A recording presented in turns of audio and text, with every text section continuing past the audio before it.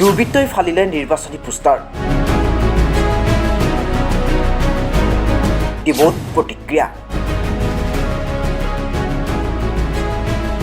মঙ্গলবাৰে নিশা নিতাইপুখুৰী শুকানপুখুৰী আৰু ৰজাবাৰী অঞ্চলত দুষ্কৃতিকাৰীয়ে যোৰহাট লোকসভা সমষ্টিৰ অন্তৰ্গত ৯৫ নং ডিমৌ বিধানসভা সমষ্টিৰ কংগ্ৰেছৰ প্ৰাৰ্থী গৌৰৱ গগৈৰ কেইবাশ বেনাৰ পোষ্টাৰ ফালি পেলোৱাৰ অভিযোগ উত্থাপন কৰে গৌৰৱ গগৈৰ সমৰ্থকসকলে।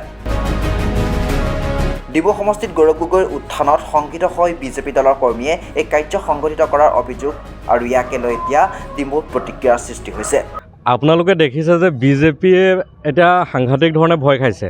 আমাৰ ডিমৌ সমষ্টিত এতিয়া তেওঁলোকে কালিৰ দিনটোৰ ভিতৰতে আপোনাৰ কেইবাশও পোষ্টাৰ ফালি দিছে ৰাতি আগমুহূৰ্তত।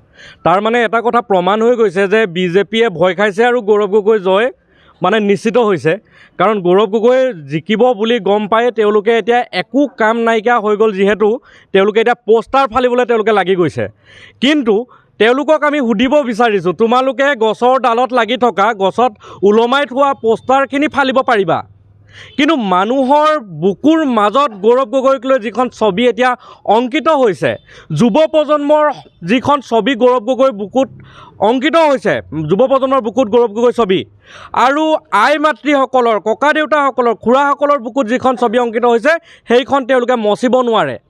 আজি আমাৰ বিধায়ক সুশান্ত বৰগোহাঁই ডাঙৰীয়াৰ যিটো পঞ্চায়ত তাতে একদম ফালি টুকুৰা টুকুৰ কৰি দিছে, কিন্তু ৰিজাল্টত আপোনালোকে গম পাই যাব কোন জিকিব কোন হাৰিব। কিন্তু এই যে ভয় খাইছে, এই ভয়টোৰ পৰা আমি উৎসাহী হৈছোঁ যে আপোনালোকৰ পৰাজয়ৰ এই যি আপোনালোকৰ ত্ৰাসী মধুসূদন এয়া দেখি আমি উৎসাহিত হৈছোঁ আৰু গৌৰৱ গগৈ জয় নিশ্চিত, ডিমৌ সমষ্টিৰ পৰা অন্ততঃ জয় নিশ্চিত, এই কথাটো আমি ক'ব পাৰোঁ। আৰু লগতে এটা কথা কওঁ, বিভিন্ন মন্ত্ৰীসভাৰ মানুহ আহি পিনি ইয়াতে প্ৰচাৰ চলালে, পীযুষ হাজৰিকাৰ জৰিয়তে প্ৰচাৰ চলালে, দিগন্ত কলিতাৰ জৰিয়তে প্ৰচাৰ চলালে, সেই প্ৰচাৰবিলাক কিন্তু আমাৰ ফাললৈহে আহিলে।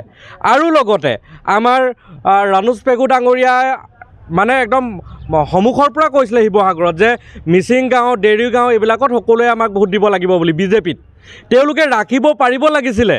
আজি মিচিং গাঁও, দেউৰী গাঁও জনসাধাৰণে বুজি পাইছে যে বিজেপিয়ে কেনেধৰণেৰে তেওঁলোকক প্ৰতাৰণা কৰিছে আৰু শোষণ কৰিছে, আৰু এই শোষণৰ পৰা মুক্তি বিচাৰি আজি জনগোষ্ঠীয় অঞ্চলৰ মানুহো ওলাই আহিছে, আৰু ডিমৌতো মানুহেতো দিবই। গতিকে গৌৰৱ গগৈ জয় নিশ্চিত, এই কথাটো আমি 100% নিশ্চিত। শিৱসাগৰৰ পৰা মহিবুল হুছেইনৰ ৰিপৰ্ট, আছাম ফ্ৰণ্ট।